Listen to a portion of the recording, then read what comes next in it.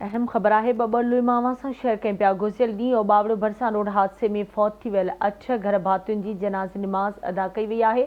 जनाज़े निमाज़ में सियासी समाजी मज़हबी अॻवाननि सहाफ़ियुनि इलाइक़े वासियुनि वॾे अंग में शिरकत कई।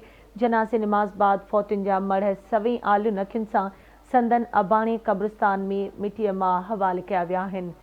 अहम ख़बर अव्हांखे ॾियूं पिया। बबलू मां गुज़िरियल ॾींहुं ओबावड़ो भरिसां रोड हादसे में फौत थी वियल 8 घर भातियुनि जी जनाज़े निमाज़ अदा कई वई आहे।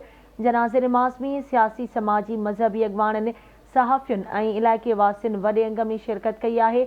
जनाज़े निमाज़ बाद फौतुनि जा मढ़ सवें आलियुनि अखियुनि सां सदन अबाणे क़ब्रिस्तान में मिटीअ मां हवाले कया विया आहिनि।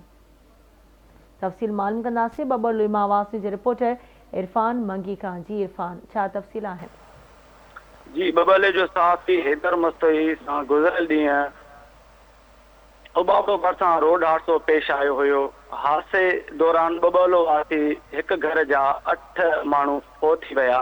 फौतनि थियलनि में अमर घरवारी, 2 भाइर, मामू मामी ऐं 2 नंढा ॿार बि शामिल हुया, जंहिंजी जनाज़े निमाज़ बबलो भरिसां अदा कई वई। जनाज़े निमाज़ में सियासी समाजी मज़हबी अॻवाननि ऐं सहाफ़ियुनि वॾे अंग में शिरकत कई। जनाज़े जी निमाज़ थियण बैदि फौतुनि खे संदसि अबाणे क़ब्रिस्तान में मिटी मां हवाले कयो वियो। ठीक है, अव्हांजी महिरबानी इरफान अपडेट करण।